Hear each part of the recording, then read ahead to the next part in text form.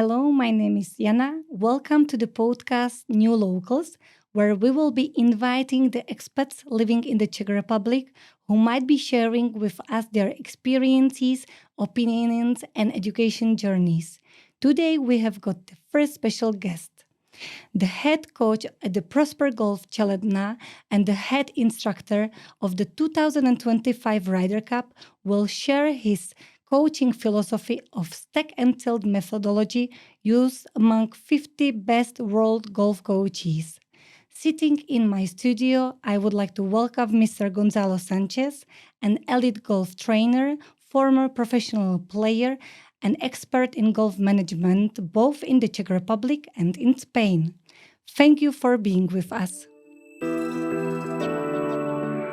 This show is brought to you by Studio Positive. Find us on YouTube, our website, and all major streaming platforms. Today sitting with us is Mr. Gonzalo Sánchez. Thank you for being with us. It's absolutely my pleasure being here, and thank you for having me. Absolutely.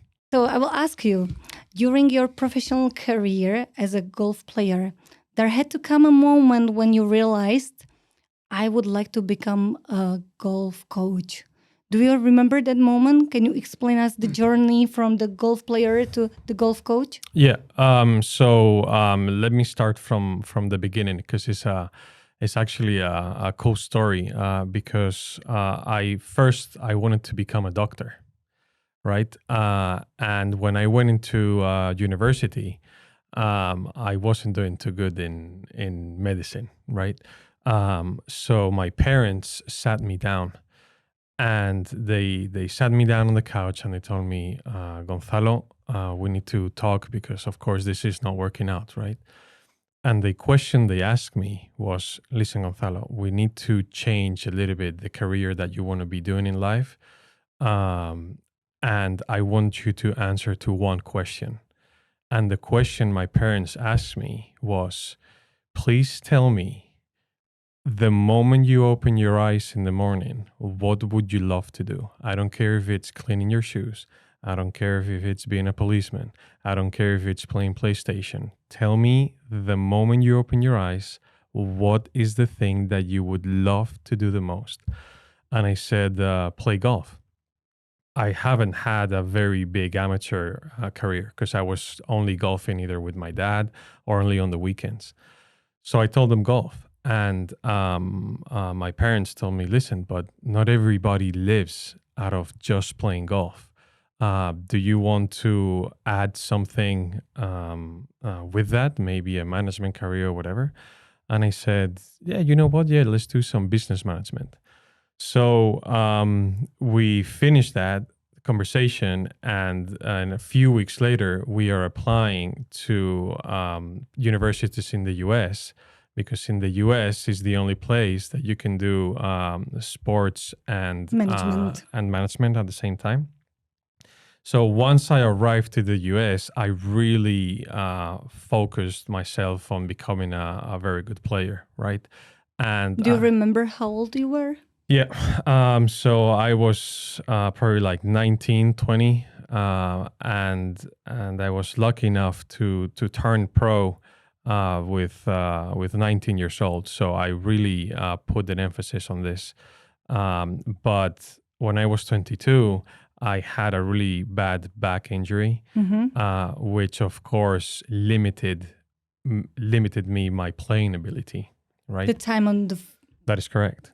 Like, since golf is a little bit a very anti-natural movement for the human body, and because since you're bending down all the time, it was hurting my back, and I couldn't spend the time that I was spending before the injury because I needed to be 8, 10, 12 hours a day golfing to be at the same level as my teammates to compete at the highest level. And I knew I couldn't just because my physical ability wasn't the right one, right?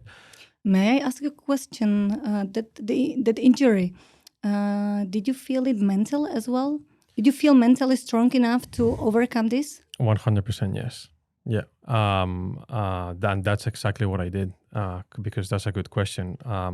When I felt my injury and I knew that my capabilities, or let's call it my dream to play on tour was vanished, I told myself that if I was not going to be the best player in the world, I was going to try to be the best coach in the world.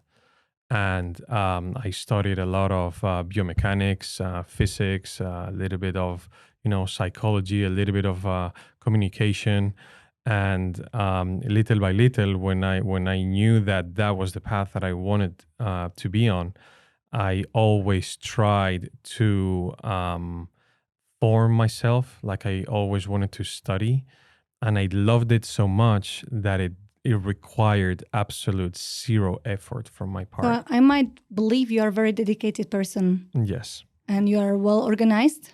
Yes. And you know how to achieve your dreams. And all these abilities might give you the chance to be a very good coach, of course. I'm trying, yeah. Going back to your parents, the question they asked you at that crucial time, this sounds like a philosophy to me. Do you implement these days for others at some aspects or at some times of their career where you feel now I can hit it? I think I do, but it's not easy. I don't think not a lot of people are lucky enough, just based on their circumstances of life, to do what they really love. Right? I mean, if you go to a store, to Sara or whatever, for the clothing store, and you ask the person that's ticking to you the clothes, and you ask her, was this your dream when you were little, to work on a clothes company, as a cashier? I have my doubts that she's going to answer yes, right? So I feel so fortunate for my parents to help me and to pause me at the right time to tell me, hey, it's okay that you made, let's say, a mistake of choosing medicine first, but let's figure out what you really want to do. So I felt so much support that I opened myself and say, okay, they really are going to support me in whatever I say. So I'm going to say where I love the most. And today I can tell you that the moment I started coaching, I have worked 0 days. Can you see the difference between coaching and parenting? Yes, there's a lot involved. Yeah. And sometimes I think I have more patience with my students than with my kids, for sure. Yeah, but I try my best. Yeah, to be patient. I think body language does a lot. I think what makes a good coach is how can you communicate the message, right? This comes back to the point that not only you need to be a good coach, but you need to be a very good listener, because people are coming to you and they want to be heard. That is correct. And I believe while you are on the field and playing and enjoying, you day by day get to know the people, their stories, their backgrounds, their pluses, minuses, life choices. Right. So it is said that some of the jobs require to be 50% psychologist. And is it the same in your profession? That's exactly what I was going to tell you. For an hour that a person, Mr. Smith, comes and books a lesson with me, technique-wise, I'm probably going to be spending 10 minutes. The rest of the 50 minutes left of the lesson, it's me working on psychology, communication, being empathetic, having a positive attitude, having a positive body language, being able to communicate the message that I'm trying to tell him, so I know that he's capturing exactly what I'm telling him. Right? You are really international coach. You managed to lead the lessons in Spain, in the USA, now in the Czech Republic.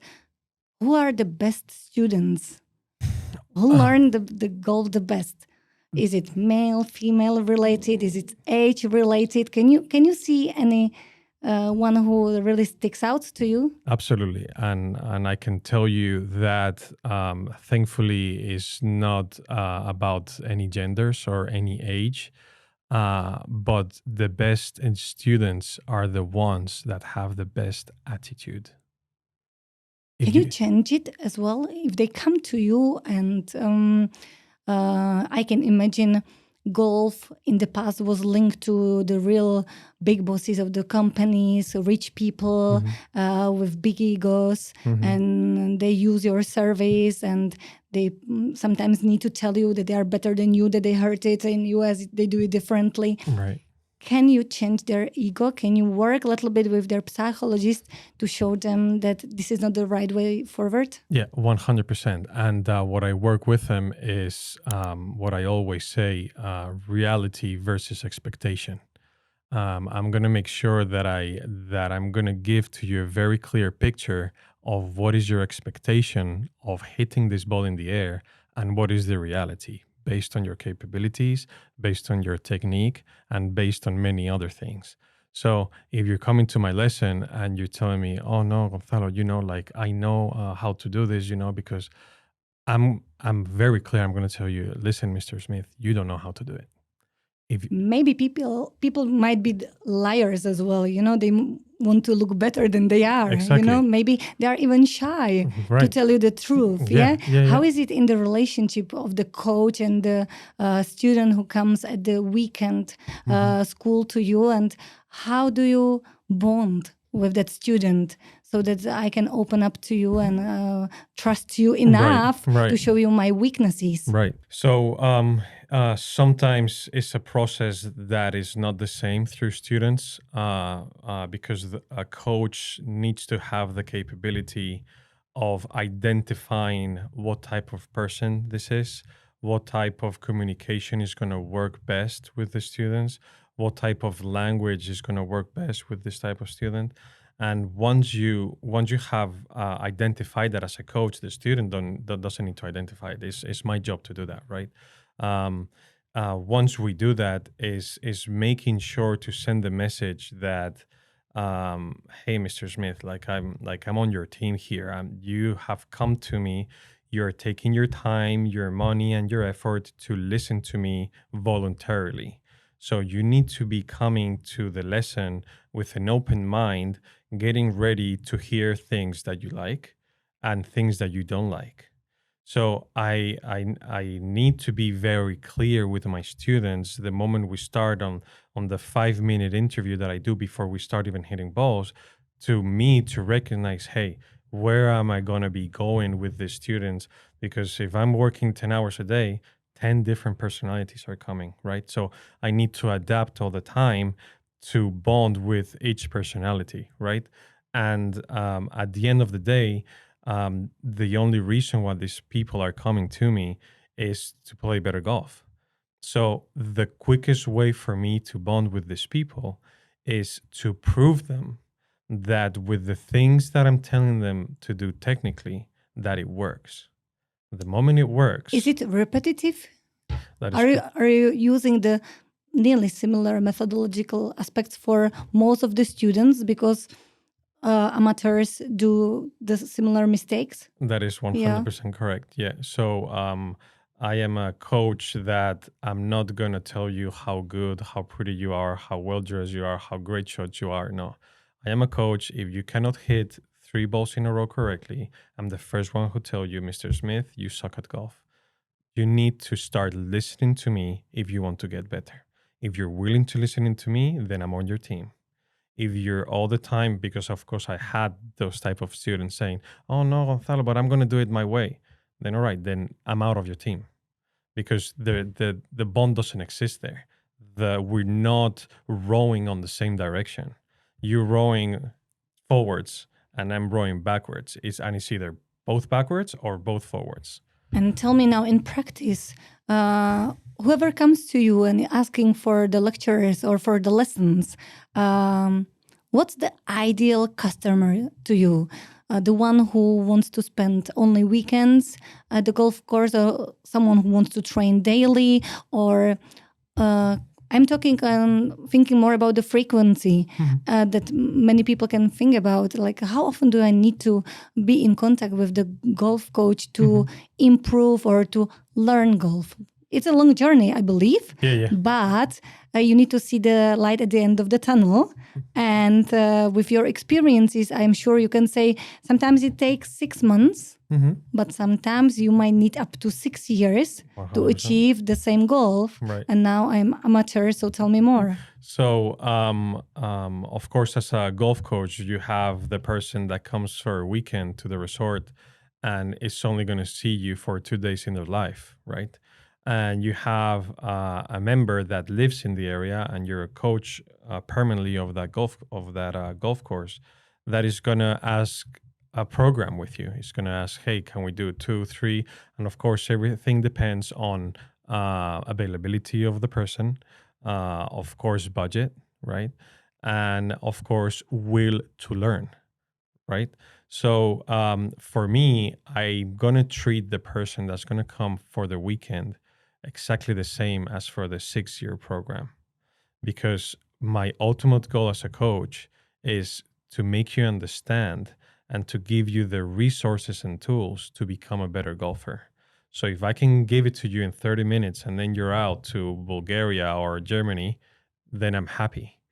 If I can see the progress by a member coming to me 2 or 3 times a week for 6 months, of course, that's a little bit, costly and tangible in the way of, hey, I remember when you weren't able to play good golf, and 6 months later, hey, you're playing really good golf. So, of course, seeing that, you have a proud moment, like a coach is proud of their student, but not necessarily I will treat one different than the other. So 2 years ago, you decided to join the Prosper Golf Academy in the Prosper Golf Resort in Čeladná in the Beskedy Mountains. I believe you are Spanish. You are excellent in English. What attracted you to this location? So what attracted me was a business opportunity. A member from the club that I work in Spain, the San Roque Club, was from Czech Republic.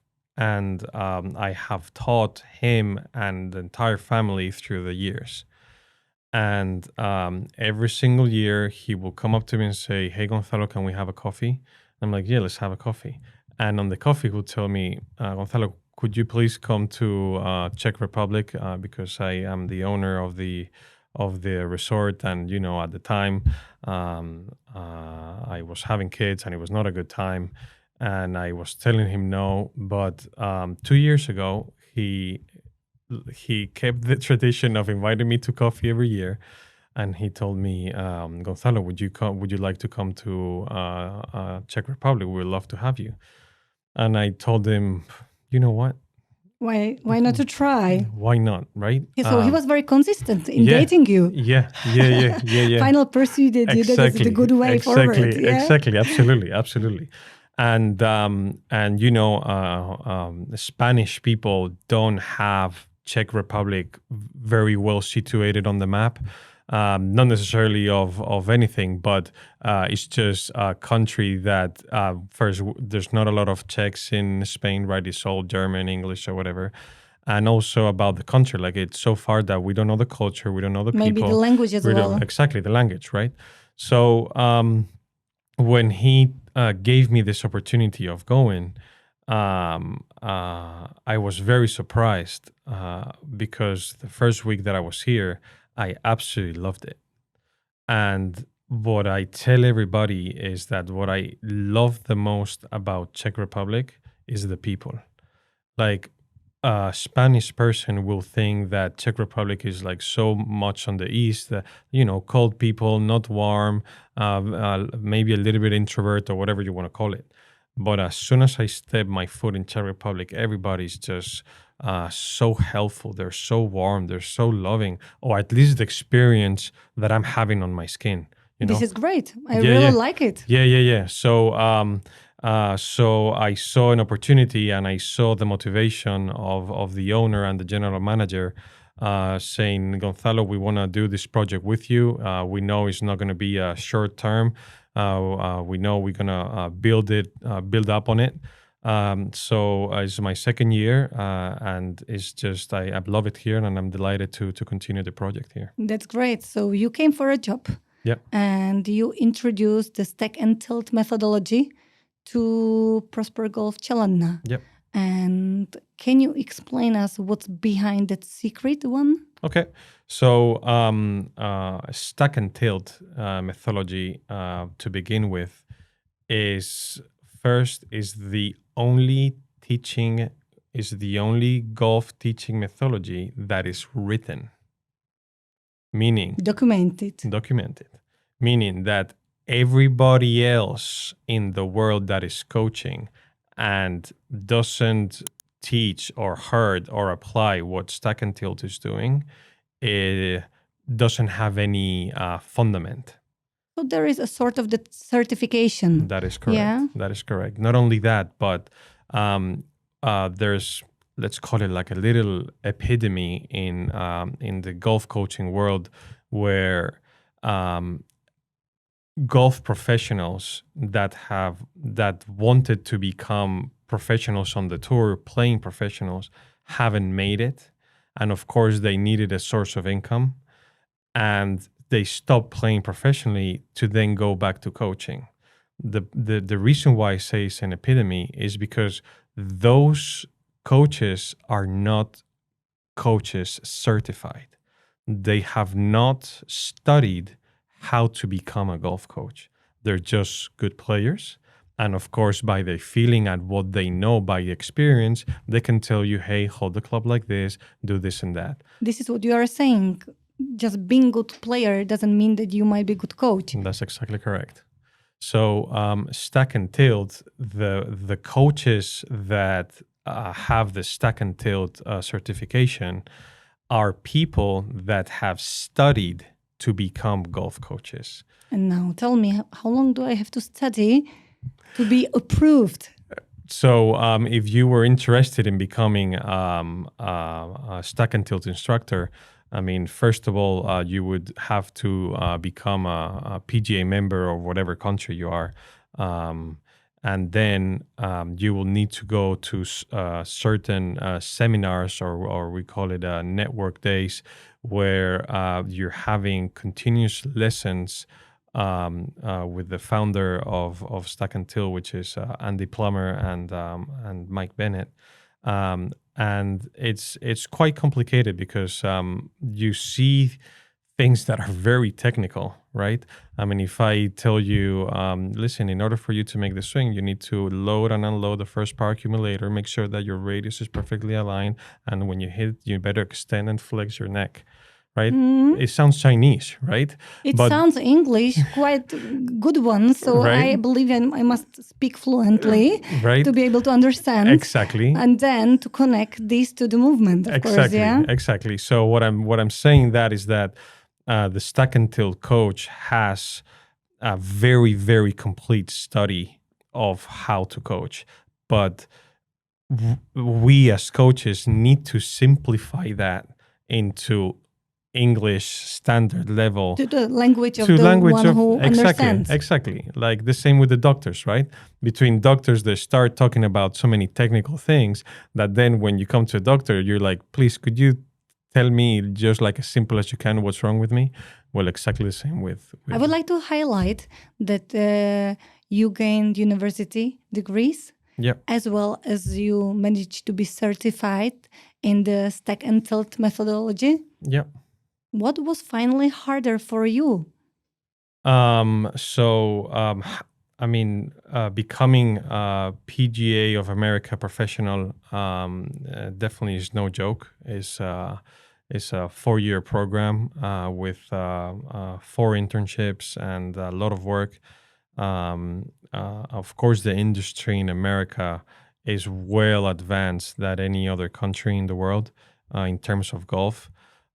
So in terms of content, it's a lot more becoming a PGA professional of America than becoming a golf coach.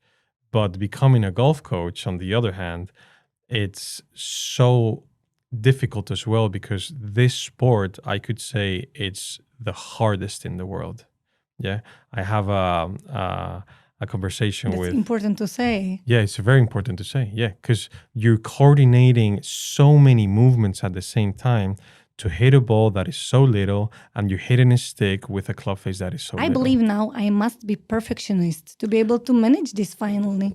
Right. So Yeah. that's that would be our job as coaches, right? Because our job is to make what we know that is hard to make it simple for you.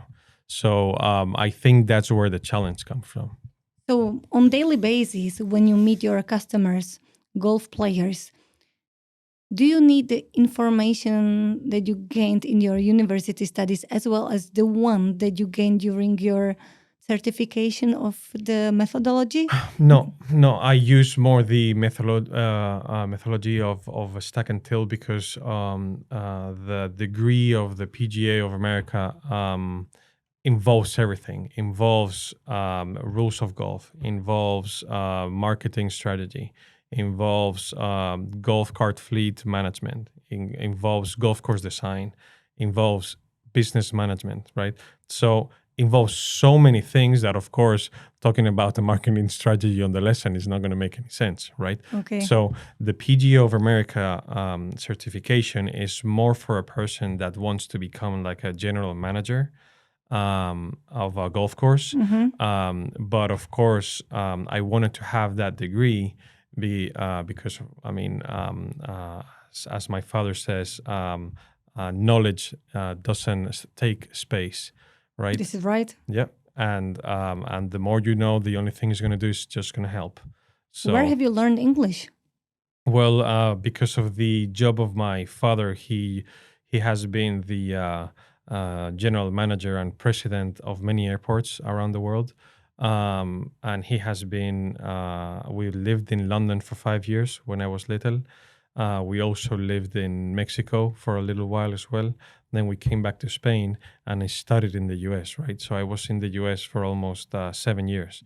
And because of my job and where I'm at in Malaga, there's so many foreigners that I barely speak Spanish. So I'm always practicing, right? Good. Yeah. So you believe English is important for golf players too. If you want to achieve your goals, if you want to be professional, you need to understand, you need to speak, and it's part of your career as well. 100%. I think it's just, it opens doors more than closing. And going back to the golf, do golf players need any special talents or skills to be born with, to be more talented one, or is it everything just the practice? That's exactly what it is, right? I mean, golf is probably the only sport that you see an 80-year-old playing and that you see a 5-year-old playing. If you go to professional tennis or professional football, they retire very early, right? And you don't see a professional athlete or football player with a big stomach, right? Like not an athlete, let's say, figure, right? But in golf, you don't need that, right? There are no boundaries generally. Exactly. There's no boundaries, right? So not necessarily you need to be a specific way to learn golf. The only thing you need to have is the will to learn, the will to listen to your coach, and the will to have fun. Going now or thinking about the kids, what is the best age to start with golf? So I would say the sooner the better. I mean, my kids, I put a golf club on my kid's hands, 2 years old. Now he's 5. And, I don't obligate him. I just, whenever we have time, we go to the golf course. So I'm just little by little planting the seed. Because, of course, I've had situations where a 50-year-old woman or a 60-year-old man or 40-year-old man want to start from scratch. And it's hard. It's hard because you don't know what's going on with the movement, right? If you have a past that you have been a sportive person, you have played baseball or tennis or whatever, your eye-hand coordination could be a little bit better, right? But I would definitely tell everybody that wants to get in golf to do it as early as they possibly can. I think it's for most of the sports. The sooner you start, Right. the better results you might Yeah. achieve. Yeah. But golf is specific in the way that it can really attract people in senior age, Mhm. and they can start loving it, and they can start changing their lifestyle. Yeah. Because we know that these days people travel and play golf. Mhm. It's part of the holiday packages. And how is it with your holiday? When you go on holiday, do you connect golf to your holidays? When it's with the family, no. When it's with my friends, yes. Because of course, I have a circle that we all have in common that we love golf. And when it's with friends, I try to always do like a golf trip with the friends. Just been to Dominican Republic this year, which was absolutely amazing. But with the family and the kids, this year would be Disneyland Paris and no golf whatsoever. That's great that you find your free time out of the golf as well. Yes, yeah, of because course. you generally dream, live, and sleep with the golf club, I 100%. believe. Yeah, yeah. Or with your golf players that you're responsible for. Correct. And now I would like to ask you the question: the project 55 Holes Destination in Čeladná. Can you describe us the project itself? Right. So the 55 holes comes from 218s that we have at Prosper Golf Resort, the old course and the new course. So that adds up to 36. And then partnering with the Ostravice Golf and Ski Resort, which has 18, another 18. So that adds up to 54. But we have one more hole to go. That hole is in Ostravice, and that one extra hole, it's for the academy. So there's one hole for everybody to learn. Not necessarily you need to go to the golf course, but you get the full experience of it. So where we're talking about this 55 hole destination is whoever comes to Čeladná or Ostrava or this area to make sure to try the 3 courses, to try the golf hole of the golf academy. And, coming from an area that I have the top 5 golf courses in Spain in a 10-kilometer radius, not knowing what I was going to expect as far as the quality of the golf course here, I was surprisingly happy to see the quality of these golf courses. I mean, the new course and the old course and Ostravice, they're just so wonderful, and they keep in such a good maintenance through the entire year. And everybody's welcome to come there. So I know you settled the connection between the Rock Club and Čeladná. Mhm. Can you tell us how it might work in the future with trainers or players coming and visiting the resort? Can you see the potential of professional connection between these 2 resorts? Yeah, 100%. I mean, I think golf in Czech Republic is an industry that is just starting to grow. I think it's a good opportunity to put a flag destination in this area of Czech Republic to invite everybody to come. I think now weather, of course, you guys can tell me better, weather is getting hotter each year. So the season of golf is getting longer and longer. Mhm. And now, golf is more accessible. You don't need to, you don't have the stereotype of, no, only rich people play golf, right? No, you can go to the Decathlon, you can go to a secondhand, whatever. And for 50 euros, 100 euros, you can get a couple set of clubs. And for 40, you can play golf. I believe general public has not this view still. We need to expand a little bit and change their minds. That is correct. Because when I see the kids and students at Czech schools, I believe when they are thinking about choosing their sport or club for afternoon, there is not golf in those first 5 ones. and why. We are having great golf courses. Yeah. We have got warm people around. Yeah. Maybe we need to change a little bit to get this information to the schools, Right. and to the right people to expand. Right. How would you like to do it? So, first thing that I would say that golf might not be the first option, and I would completely understand it, is in golf, you play by yourself, right? You depend on yourself. In football, there's more kids, you can have more fun, you're a teammate. If you play bad that day, but your team plays good, you're going to win. You're happy moment, right? And you're bonding with other friends, yeah?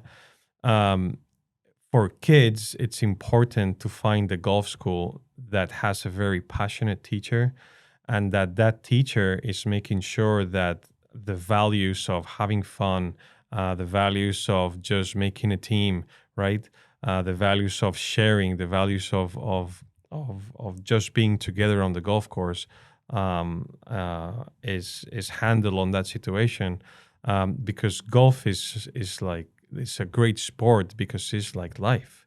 Meaning, if you put in the practice to hit a good shot and you hit it, you're the only one responsible for that shot. And the happiness that comes to your heart when you see that ball flying in the air 200 meters, it's undescribable, and it cannot be measured to the happiness that you feel when your football team wins. Why? Because there's so many people involved on the win, and there's only you involved on that. But it can go the other way.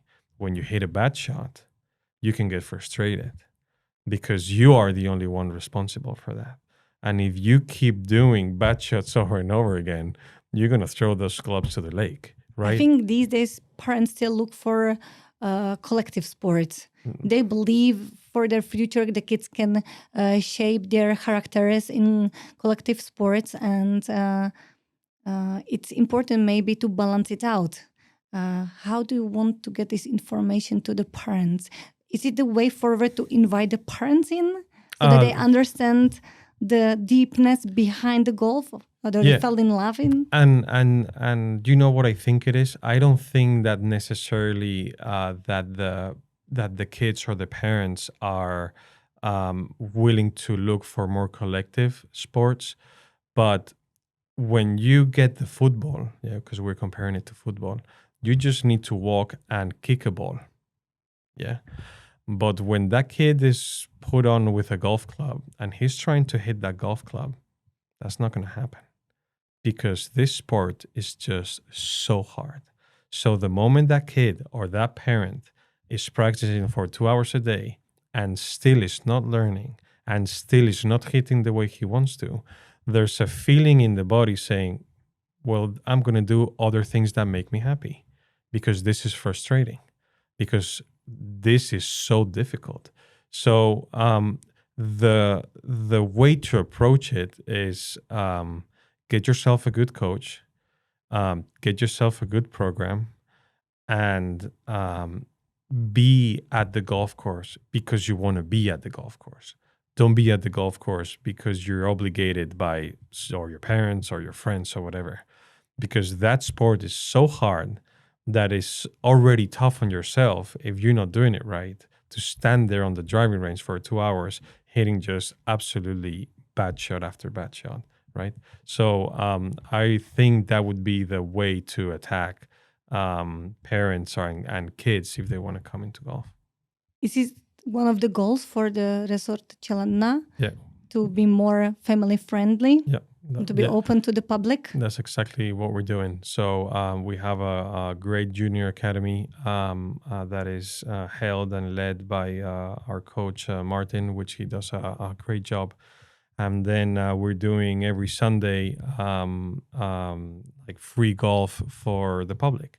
So a few Sundays ago when I was here, we had 40 people. And, I think they pay like €1 or €2 to spend 2 hours with the coaches. And, it's good because they are seeing people their age that have their same level.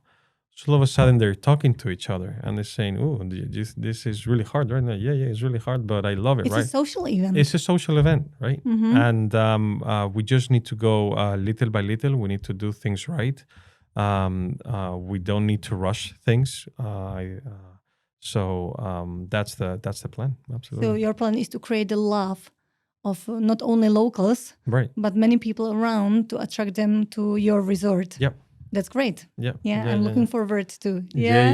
You're more than I might welcome come. to. Yeah, please. Yeah. You're more than invited to come. Absolutely. That's Absolutely. great. And tell me now more about your approach to coaching in general. You have played golf in the US, in Europe, in Spain, on famous fields. Is there a difference between the cultures when it comes down to the golf itself? Not necessarily differences in cultures. I mean, as I say, what makes a good golf coach is not only if you know a lot, but the way you transmit the message. And at the moment, what I'm focusing on, I mean, of course, is coaching, but coaching coaches. I think the epitome that I was telling you before. I'm a big believer, and I'm a big hard worker on trying to get my knowledge out to other coaches, so they have the resources and they have the will to get better at coaching. Of course, I'm not going to get that with everybody that I meet, but through the process, we have great coaches in Čeladná, where each time I come here, which I come 1 week a month for 6 months for the season, which I hope the season can go bigger and bigger as the years come by. And we talk about technique, and we talk about how to approach all the students and all that. And when I go back to San Roque, well, I'm coaching in San Roque. I'm also a university professor. Where I teach golf management for future golf directors or hotel directors or whatever you want to call it. And recently, a very good news has come by because I will be the head instructor for the golf camp at the Ryder Cup. So that's going to be very exciting. Congratulations. Thank you so much. Yeah. I believe there are nearly 99 or 100 days to go. Yep. And the 45th Ryder Cup is coming. And how excited are you about all of these achievements? Right. It's I'm living a dream, I mean, I don't know if you can go any higher in, sky's the limit, right? But having on the resume to be the head coach of the golf camp of the Ryder Cup on the biggest golf event in the world is really special. So I'm trying to stay patient, to stay humble, not trying to get the nerves in me, to do what I do, because if I'm there, is because I'm doing what I'm doing right. So I don't need to do anything new. I just need to keep on working how I'm working, and I just love this opportunity. So it's going to be very fun. Listening to you, I can feel the joy behind all of these words, and that's amazing. I know it's not a part-time job, or it's not a 1 week limited job. I believe, can you explain us a little bit more when you became the head instructor at the camp 2025, what stands behind all of these? What do you expect? What everything you will need to do and get ready yourself for?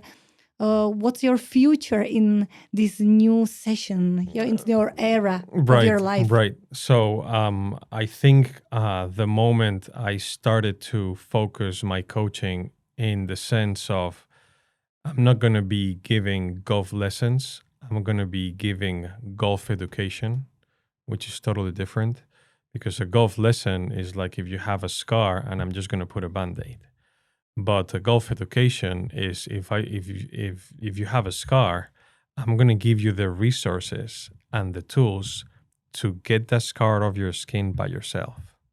So all of a sudden, the person, the student learns by itself how to become better golfer, because the coach behind him is not telling him, don't hit it to the right, then swing to the left. No, he's telling him, the reason why you're hitting to the right is this, this, and this. If you want to hit it to the left, you need to do this, this, and this. I wouldn't call it coaching anymore. I would call it mentoring. Absolutely. I think that you become the real mentor of golf. Yeah, that's a great word. I might use it as well. I think you might, because throughout your career, you have been wearing so many hats in this field that I can't even name them. Yeah, right. You are a university professor. You managed so many things in your professional career as well as in coaching. And now this is the right time to do maybe one of the final steps up to become the mentor. Yeah, absolutely, and I think it's a lot of things coming into a puzzle. I don't think that I'm going to the Ryder Cup just because I'm a good coach. I think I'm going to the Ryder Cup for many other values that a coach needs to have to connect with people. Because at the end of the day, business is relationships, period. You're going to get your business if you build a relationship with that person. You're right. I don't know how you can manage it in time window here to be at the Ryder Cup, to be in Čeladná, then fly to Rocket Club. Yeah. Tell me, how can you link all of this together? Yeah, do you have any plan? Or as it comes, as it goes? Exactly. So I consider myself a young man, so I'm full of energy, and the key to this is that when you do what you love the most, it costs zero effort. So you are putting priorities in life where at the moment where I'm on the, let's say on the top of my career, I'm going to make sure I take every single opportunity that I'm jumping on, every single train life is giving me to jump in, because I don't know if I'm going to have another opportunity like Maybe that. this is the key to the success. Absolutely. We just found it. Yeah. Just Giving yourself opportunities. Absolutely. And absolutely. not only seek for them, but jump on them. And absolutely. use them. Use them fully. Because like I always say, I coach at San Roque, and some of the caddy masters that for whatever reason they haven't had the luck or the best options in life. And they're looking at me and they're telling me, "Wow, Gonzalo, like you're so lucky, right?" And I tell them, "Let me stop you there, because everything that's behind is work,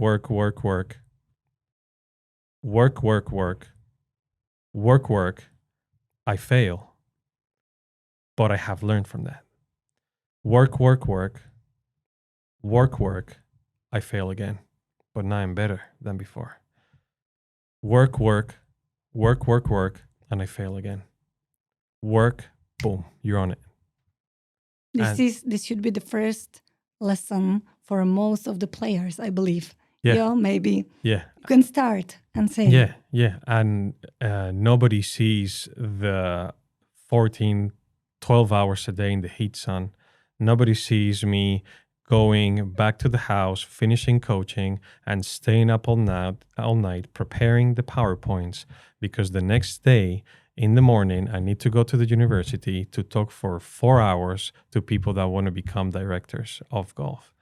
And when I finish that, I'm changing in the parking lot, my suit and tie, I'm taking it off, and I'm putting my hat as a golf coach. I'm getting in the car. I'm going to go in Mr. Smith to go to the golf course.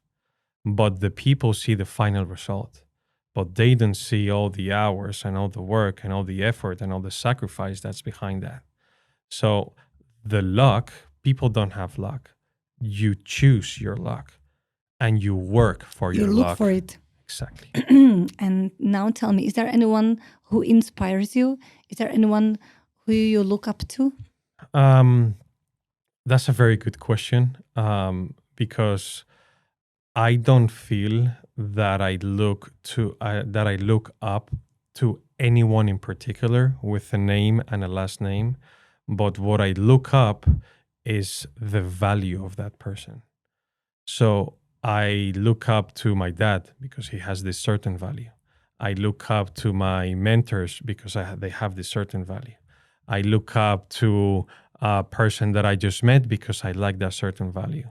And I start adding all the things that I think that I need to grab for me to be the best version of myself.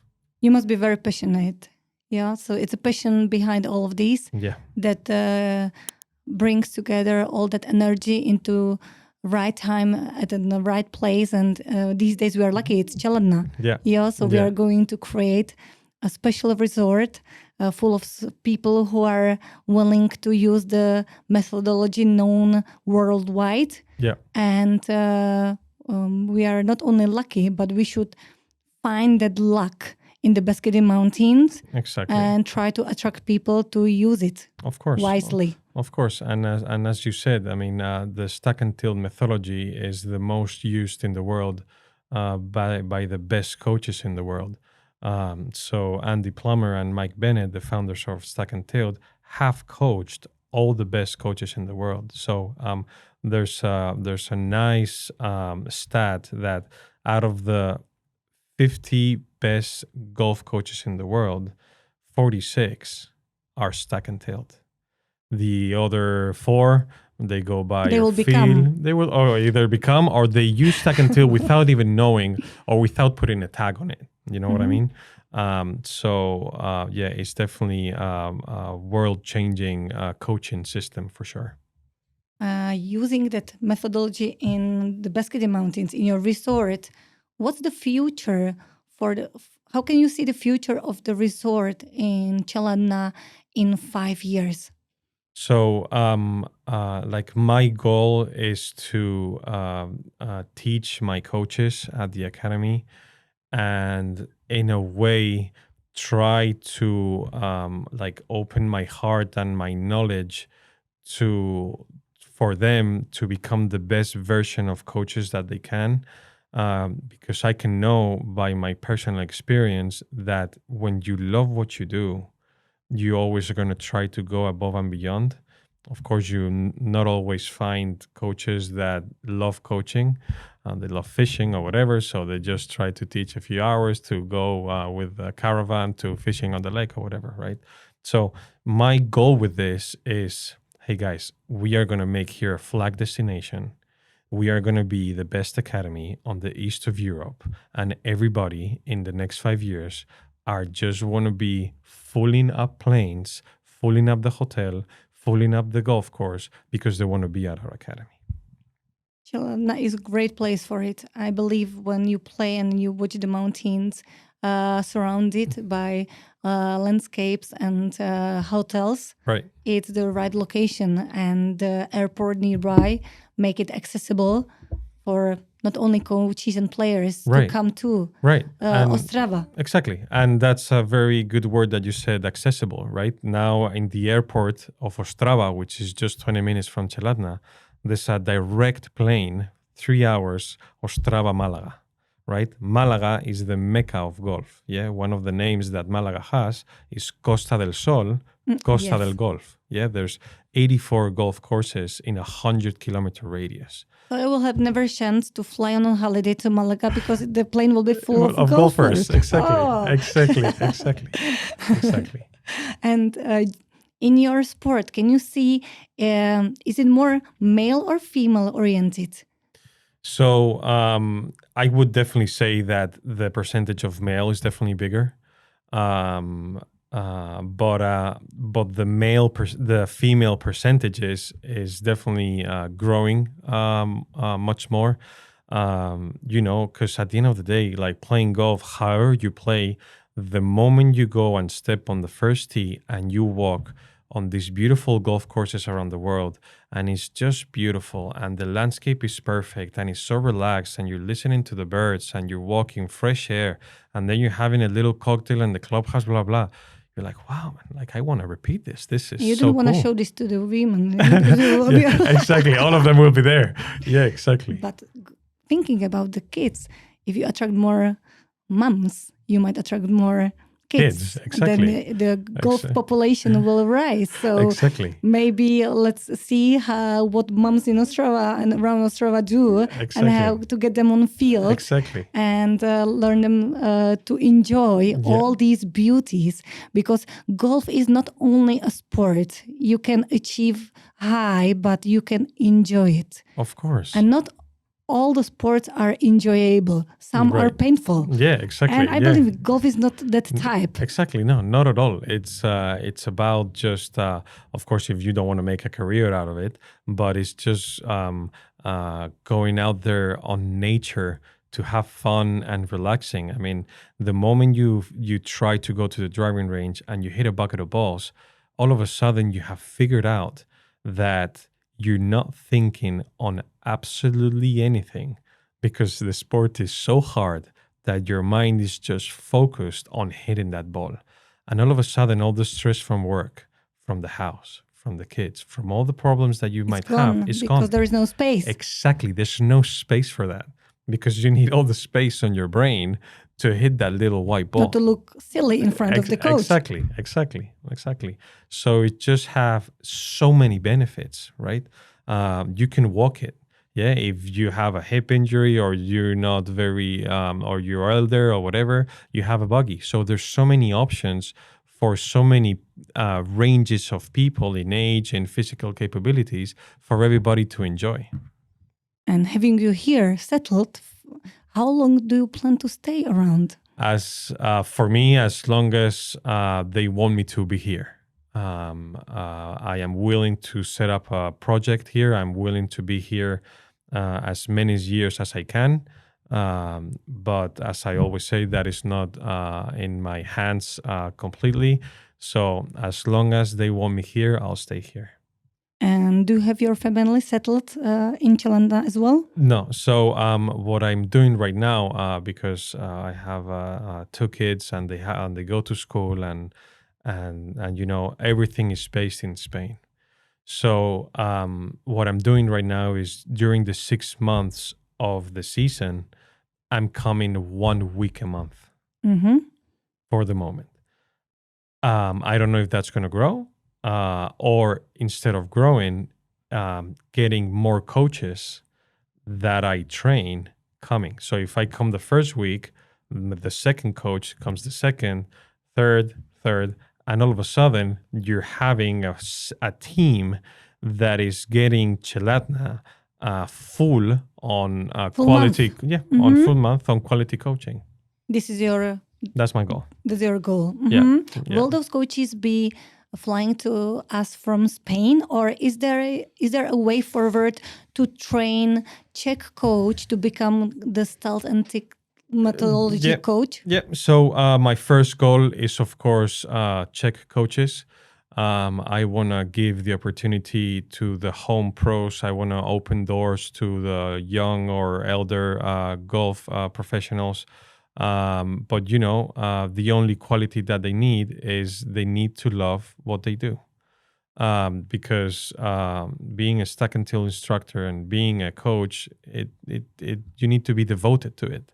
You need to have a passion and energy to it, because I am passionate and I love what I do. And I think you're able to transmit that. Like you were telling me before, that by the sound of my words, you could tell how excited I was. Well, I transmit that on the driving range, and I need my team to transmit that on the driving range. If you want to be on my team, you better be as passionate or even more than I am. If not, you're not going to be on my team. Because at the end of the day, if I'm here... It makes sense, of course. Exactly. Yeah. If I'm here, it's because of that.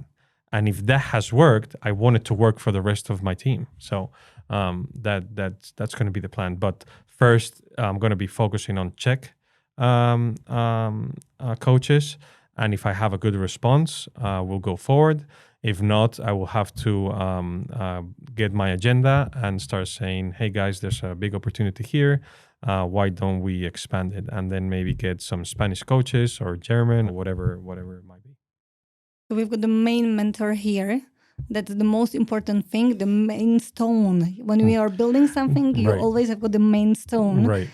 So you are settled. Right. And now we can only build on. I know Right. the Prosper Golf Academy in Čeladná, that's part of the Prosper Golf Resort in Yep. Čeladná, Yeah. is very well known for trying to bring new ideas and achievements and new things to their customers and potential players every year. What's new for the season? The new things that are coming is, first of all, we want to make a little bit more solid our junior academy. We want to get a little bit more members into the club. And another target that is for this year is we want to give back to the community. We want to make golf a little bit more accessible. Those targets would definitely not be the same as in Spain, right? I think we are still on the baby stage. At the beginning of the journey. Yeah, on the golf industry in Czech. So I think having a plan on the right steps, not going too much ahead, and focusing on the right people that can grow this game in this country, not looking at it as a 2-year plan, but maybe as a 10 or a 20-year plan, having the proper goals to set.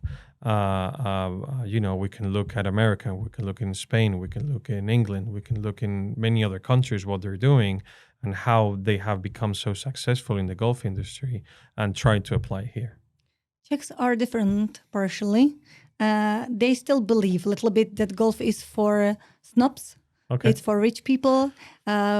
People like watching it maybe, but are afraid of the costs. Right. Because they have no details regarding that if you need to be a member of the golf course just to come and enjoy it. The memberships are quite high for average Czech. Yeah. So can you explain us a little bit the costs behind this nice hobby? Right. If it becomes the only hobby, yeah, Right. for So- a family. Yeah. So definitely at the moment today, it has changed a lot from the last 20 to 50 years, right? There's no excuse that not anybody in Czech can just buy a 50 € set. You have no excuse because it is available for you. So that's not For sure. expensive. Then there are public courses that have very affordable green fees, and you can play 9 holes or 18 holes for 40, 60 euros, even 30 or 20, whatever. So if you add the 50, which is an investment for the clubs for how many years, you don't need to pay that anymore. And you go to the driving range, which a bucket of balls may cost you 3 euros. There's no excuse for you not to practice golf nowadays, because the brands know that we need to be growing the game, and they're making it a little bit more accessible. Of course, if you ask me and you tell me, hey, Gonzalo, how much does your club cost? I'm going to tell you, well, it's almost around like 5,000 to 6,000. Why? Because when you start becoming very good at golf, you need certain materials and you need to get fitted for your clubs, right? And you want the best clubs. And it gets very expensive at that level. Are we well equipped in the Czech Republic regarding all of these things surrounding the golf industry? I think so. I think so that you are. I think that it's definitely growing. And what I would say, and I think this might be one of the things that is jeopardizing why not people are playing so much golf, is because how long it takes to play, right? It's not you're picking up a racket and you're hitting, yeah? Not only how long it takes to learn it, but if you're going to go and play 9 or 18 holes, you're out there for 5 hours, right? It's not that like I'm gonna go for a jog for 45 minutes in between the work or before lunch or whatever. No, if you want to go and play the holes, you're out there 5 hours plus. But it can be advantage as well, to be honest. If you plan to do it at the weekend and have it part of your lifestyle, Right. I can see it as an advantage Right. that I would sell and say, this is great. Of course. But maybe the steps would be, hey, let's invent a green fee for 3 holes. Where you can come in the morning, early morning, you start at 8, and at 9 you're done. It's 1 hour golf. And first, you're reducing costs, you're reducing time, you're making it maybe a little bit more accessible for the work hours that everybody has. And the baby steps, all of a sudden you're planting the seeds on people that weren't attracted to go there to then, oh, wow, I'm having a lot of fun. Instead of 3 today, let me play 6. Right, so I think that's a very interesting approach on how to make sure that we grow the game here in Czech. There is a danger that you grow too quickly and you might get too many people in the field. I love that. I love that problem.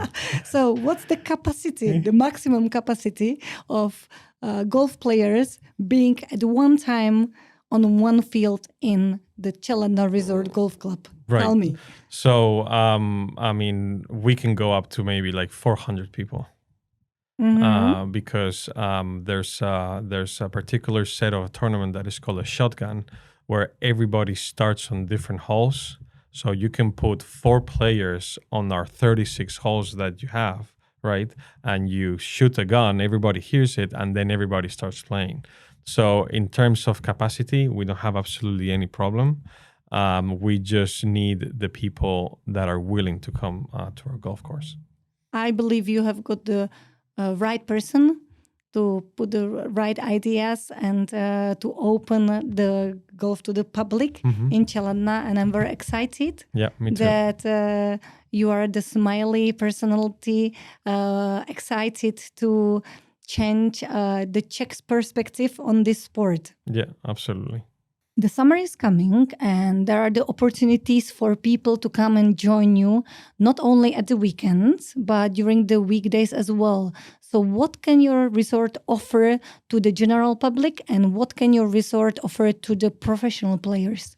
Right. So we offer this through the entire season. So it's going to be something that not particularly we're going to be doing this just in this term. Now what we're going to be offering in the summer camps for kids, for everybody that have a kid interested in golf to come and join us. We have a webpage that everybody can link to, not only for the information of the summer camps, but the information of the golf course and the information of getting a lesson or with me or one of the coaches, right? So we're going to keep doing the free Sundays that we're doing. If you want to book a lesson, we can do this prime here with you, that if anybody books a lesson with me, we will give them 30 minutes for free. So anybody that is hearing this right now can call the pro shop, and we can give them a nice little introduction to golf. 30 minutes, no cost. Come and visit us at the resort. Come and meet us. Come and have a nice lunch in the good restaurant that we have in the resort. And we'll give you a little insight of what this sport is all about. So I believe Ostrava now should jump on their cars and take this as a responsibility and possibility. If you were thinking about becoming the golfer, there will never ever be better chance than to start learning golf with someone who is the head instructor at the 2025 Ryder Cup. Once again, congratulations. Thank you so much. The best achievement in the golf industry. Yeah? Thank you so much. Thank you. Thank you for being with us. It was lovely to talk to you. I'm looking forward to our next talk during our podcast. Thank you for having me. Thank you so much. Bye-bye. It's been a pleasure.